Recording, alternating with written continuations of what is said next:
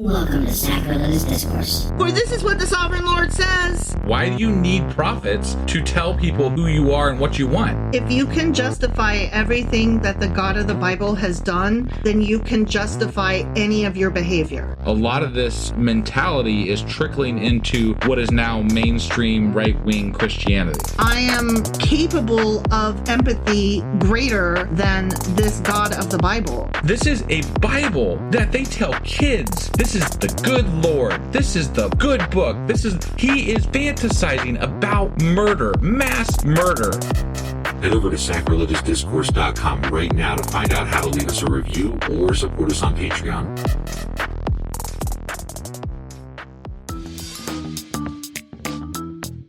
Hey there, sinners and saints. It's your favorite Bible-bashing duo from Sacrilegious Discourse, and we need your help. That's right, folks. We're raising funds for some heavenly equipment and a studio that doesn't sound like it's in the depths of hell. Our current setup, let's just say it's more apocalypse than audiophile. So if you want to hear us dissect the Bible without the background noise of demonic squirrels, chip in a few bucks. We're aiming for $5,000 to upgrade our audio and build a studio worthy of blasphemous banter. Donate today and help us spread the good word of atheism. You can find a link right on our homepage, sacrilegiousdiscourse.com. Every dollar counts. Even if it's from your collection plate.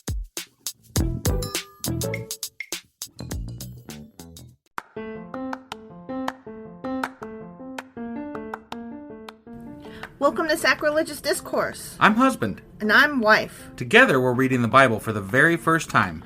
We grew up without religion and wanted to know what all the fuss was about. Well, what have we learned so far? That God is a dick, and apparently some people believe in talking donkeys? We're not trying to pass ourselves off as experts. Nope, we're just reading the Bible for the first time and giving our first take reaction. If you'd like to join us in this venture, you might consider starting at episode 1. Otherwise, jump in wherever you like. All right, let's go read the Bible. Yeah, let's get to it. Husband! Wife! Do you know what today is? Well, today is Sunday, which means that we're doing... Sacrilegious Book Club. That's right. And what are we covering in the Sacrilegious Book Club today? Well, we are still, seems like forever, reading a treasury of Jewish folklore, stories, traditions, legends, humor, wisdom, and folk songs of the Jewish people, edited by Nathan Osubel. And part 1 was Jewish Salt. Part 2 was Heroes. We are in Part 3, the Human Comedy. And we covered Chapter 1, Droll Characters. Chapter 2, Rogues and Sinners. Chapter 3, Traditional Types. And that's where we are today. And we are going to be reading about tailors, scholars, scripture teachers, merchants, shopkeepers, peddlers, doctors, patients, waiters, restaurants, and matchmakers. That's a lot of people. Not a lot to go with it, though. Oh, okay. Well, anyway, sounds exciting. Let's go do this. Okie dokie.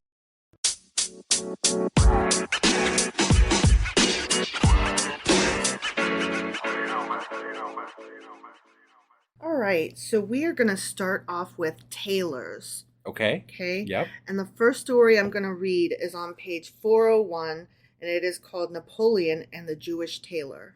Okay? Okay. All right. While the Emperor Napoleon was retreating from Russia, he passed through a Jewish village as he fled before the enemy. Seeing that all avenues of escape were cut off, he dashed into a house in which lived a Jewish tailor. In a tremulous voice, he pleaded with the tailor, "Hide me quick! If the Russians find me, they'll kill me!" Although the little tailor had no idea who the stranger was, he was moved by pity for a fellow creature. So he said to the emperor, "Get under the feather bed and lie still." Napoleon got into bed, and the tailor piled on him one feather bed and another, and then still another. It wasn't long before the door burst open, and 2 Russian soldiers with spears in their hands rushed in. Oh, man. "Is there anybody hiding here?" they asked. "Who would be foolish enough to hide in my house?" the tailor asked. The soldiers pried into every corner but found no one. As they were leaving, just to make sure, they stuck their spears several times through the feather beds. Oh, no. Right? Yeah. When the door had finally closed on them, Napoleon crawled out from under the pile of feather beds. He looked deathly pale and was covered with perspiration. Then turning to the tailor, he said, "I want you to know, my dear noble friend, that I am the Emperor Napoleon. Because you have saved me from certain death, you can ask me 3 favors. No matter what they are, I will grant them to you." That sounds dangerous. Also, I cannot do a French accent, okay? So I'm just trying to like Do your best. not do my best as a French accent so much as just like give the flavor of he is Napoleon. Got it. Okay? Yeah. Okay. Which I thought this was timely since the movie Napoleon just came out. Yeah. You know, Sure. starring Joaquin Phoenix. Right. Looks really good to me, looks but good. I heard watch some it. mixed reviews about it, so Oh, I don't okay. know. But I still want to see it. Sure. Okay. The little tailor thought for a while because he was just offered 3 wishes. Yeah. Then he said, Your Majesty, the roof of my house has been leaking for the past 2 years, but I've never had any money to fix it. Would you be so kind and have it fixed for me? Blockhead! Exclaimed Napoleon impatiently. Is that the greatest favor you can ask of an emperor? But never mind, I'll see that your roof is fixed. Now you can make your second wish, but make sure this time that it's something substantial. Why would you do that? Because these wishes that you are making are petty. They are beneath me. But if I want it, then I want it. But you should want something bigger that's worthy of.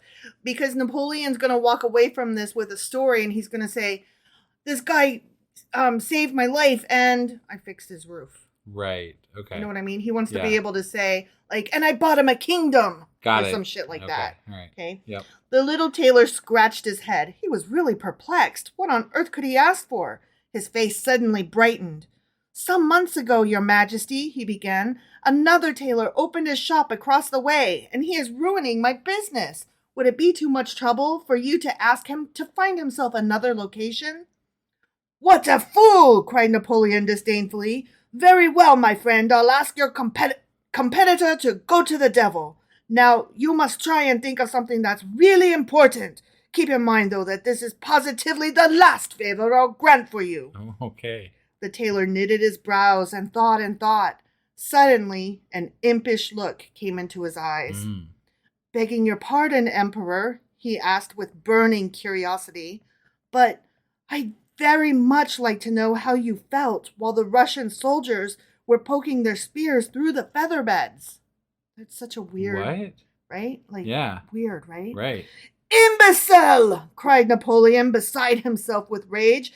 How dare you put such a question to an emperor?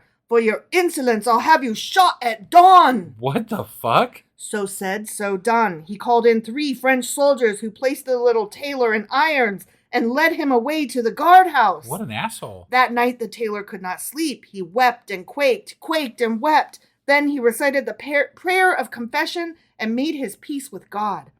Promptly at dawn, he was taken out of his cell and tied to a tree. A firing squad drew up opposite him and aimed their muskets at him. Nearby stood an officer with watch in hand, waiting to give the signal to fire. He lifted his hand and began to count. 1, 2, 3. But before he could even complete the word, the emperor's aide-de-camp dashed up on horseback, crying, "Stop! Don't shoot!" Then he went up to the tailor and said to him, "His Majesty the Emperor gives you his gracious pardon. He has also asked me to give you this little note." The tailor heaved a deep sigh and began to read. "You wanted to know," wrote Napoleon, "how I felt under the feather bed in your house. Now you know." I thought that was pretty great, right? That's actually pretty awesome. Yeah. All right, so now we are going to read about scholars and scripture teachers. Okay. Yep. And on page 403, we have a story called Etiquette Among Scholars. All right. A rich man once invited 2 hungry scholars to tea. They came, sat down at the table, and began to discuss Torah. For what other pastime do Jews have? As they got themselves well tangled up in Talmudical argument, the hostess entered and placed before them glasses of tea with lemon. Then she brought in a platter with 2 cookies. It so happened that one cookie was somewhat larger than the other. Understanding etiquette very well, neither of the 2 scholars wished to be the first to reach for the cookies. Right. Yeah. No, I get it. One said gallantly, "You first, Reb Yankel." No, help yourself first, Reb Isaac," urged Reb Yankel with equal delicacy. Finally, after much aimless fainting, Reb Yankel suddenly reached out and took a cookie. But he chose the larger one. Oh, how dare he? Reb Isaac looked dumbfounded. "How is it, Reb Yankel," he chided him in an injured tone of voice, "that a scholar like you should be so utterly without table manners? How could anybody be so rude as to grab for himself the bigger portion and leave the smaller one to another? Like, what? Whatever. You both fought over who was getting the larger cookie, just in a different way. And what would you have done in my place? Asked Reb Yankel. What do you mean, what would I have done? As a man who knows etiquette, I most certainly would have taken the smaller cookie. Well, that's what you got, answered Reb Yankel sweetly. So what are you getting excited about? All right. Next we have on page 404, potatoes. Potatoes. Okay. A poor Talmud student was making the rounds from one householder to another. Each one, out of the goodness of his heart and as an act of piety, gave him food and lodging for several days. In one of these homes, however, he was treated with ill grace and in a perfunctory manner. 3 times daily they gave him only one dish to eat, potatoes. One day when he saw the platter of potatoes being placed before him, he shuddered and asked his host, "Please tell me, what is the benediction that is said over potatoes?"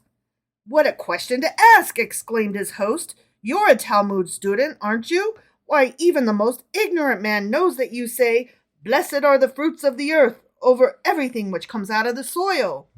That's not a fruit. "That may be so," retorted the Talmud student, "but what should I say when the potatoes are coming out of my ears?" That was dumb. It was. Okay, next we have merchants, shopkeepers, and peddlers. Peddlers. Yeah. But guess what? I don't think I liked any of those stories. No, I didn't. Okay. Well, you know what? I'll read this one. It's a little short blurb called Nicola Piccola. All right. Okay? Yeah. An old Jewish woman on Essex Street stuck her hand into the brine of a pickle barrel and fished out a large pickle. "How much is this pickle?" she asked. "A nickel," answered the dealer. A nickel for the pickle? A nickel for the pickle. Okay. "A nickel is too much," she said, and put the pickle back into the barrel. She fished in the barrel again and came up with a little pickle. "How much is this little piccola?" she asked in a tender voice. "That piccola," answered the shopkeeper just as tenderly, "only a niccola." That was the funniest of the bunch. Yeah, that's why I was like, I'm not reading any of those. Right. Okay, next is doctors and patients. Okay. Guess what? What? I didn't like any of those either. Oh, I see. Okay. Waiters in restaurants. No, I didn't like any of those either. Man, you're just not down with the common people here. I'm not. I'm just not. Okay, matchmakers. I think I liked 1 or 2 of those. Okay, on page 415, we've got the art of exaggeration. Okay. Don't forget, the ones that I read, even if they're silly, they're the best of the lot. Got it. Okay, keep that in mind. Okay. Yeah. Once there was a marriage broker who felt he was getting old and unable to get around anymore as much as he used to. He therefore hired a young assistant who knew nothing about the business. He had to start from scratch with him. "No, young man," said the marriage broker, "that the most important thing in matchmaking is exaggeration. You must lay it on thick." "I fully understand," answered the assistant brightly. One day the master took his assistant along on a matchmaking visit to a rich man who had only a son. Who had an only son. Got it. Okay. "Remember what I told you," the marriage broker warned his assistant. "Above all things, be enthusiastic and don't hesitate to lay it on." When they came to the rich man, the broker began. "I've just the right girl for your son. She comes of a good family." "Good family!" exclaimed his assistant rapturously. "Why, they're descendants of the Vilna Goan." "And they are rich, too," the broker went on. "What do you mean rich?" interrupted his assistant. "They're millionaires." "As for the girl, she's pretty as a doll," gushed the broker. "A doll!" snorted his assistant with scorn. "Why, she's a raving beauty." At this, the broker threw a dubious look at his assistant. "To tell the truth," he faltered, "she has just a trifling little handicap. She has a tiny wart on her back." "What do you mean, a tiny wart?" enthused his assistant. "Why, she has a regular hump." Yeah. And that is that. That was all right. That was all right. That was all right. Those were chuckle-worthy, I guess. Chuckle-worthy. Yeah. Sometimes, we've had better chapters than others. Yep. It's sometimes true. You win, sometimes you lose here. It's true. It's just a bunch of little stories, and they're fun. They're fun. Mm-hmm. Yeah. So that was what we had today. Is that right? And next time, are we still in the same chapter, or where are we at? No, next time we'll be getting into chapter 4, which are humorous anecdotes and jests. That sounds fun. It could be, but sometimes when they're like, these are funny, they're not. You know what I mean? But I mean, when it says humorous, I'm gonna go with hope here. You I'm can gonna go with hope. positive thinking, and You can go with hope, but I'm over halfway through this book, and every time they've said, I promise these are funny, they're not. I see. So good luck with that. I'm All sure I'll find a few humorous little gems. Okay, all right. Well, that being said, we'll see you guys back in a couple of weeks for the next Jewish folklore. And we will have the weekly wrap out here in just a little bit. And then tomorrow we will be back with Isaiah chapter 21. That's right. We'll see you then. Okie dokie, bye.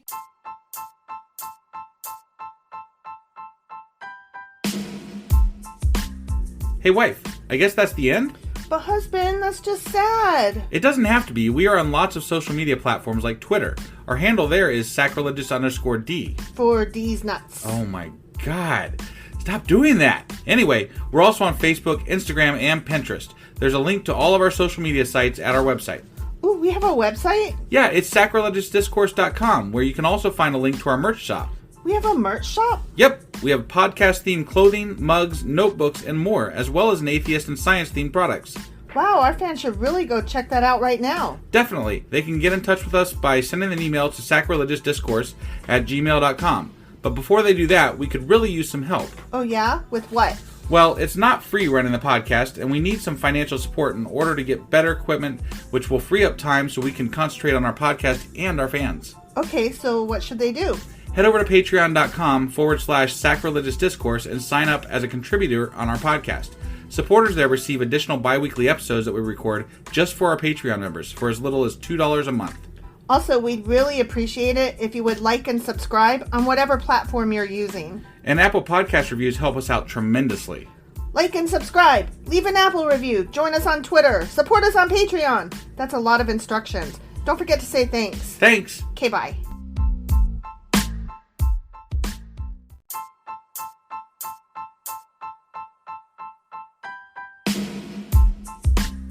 Hey, wife, I guess that's the end? But husband, that's just sad. It doesn't have to be. We are on lots of social media platforms like Twitter. Our handle there is sacrilegious_D. For D's nuts. Oh my God. Stop doing that. Anyway, we're also on Facebook, Instagram, and Pinterest. There's a link to all of our social media sites at our website. Ooh, we have a website? Yeah, it's sacrilegiousdiscourse.com, where you can also find a link to our merch shop. We have a merch shop? Yep, we have podcast-themed clothing, mugs, notebooks, and more, as well as an atheist and science-themed products. Wow, our fans should really go check that out right now. Definitely. They can get in touch with us by sending an email to sacrilegiousdiscourse@gmail.com. But before they do that, we could really use some help. Oh yeah? With what? Well, it's not free running the podcast, and we need some financial support in order to get better equipment, which will free up time so we can concentrate on our podcast and our fans. Okay, so what should they do? Head over to patreon.com/sacrilegious discourse and sign up as a contributor on our podcast. Supporters there receive additional bi-weekly episodes that we record just for our Patreon members for as little as $2 a month. Also, we'd really appreciate it if you would like and subscribe on whatever platform you're using. And Apple Podcast reviews help us out tremendously. Like and subscribe, leave an Apple review, join us on Twitter, support us on Patreon. That's a lot of instructions. Don't forget to say thanks. Thanks. Okay, bye.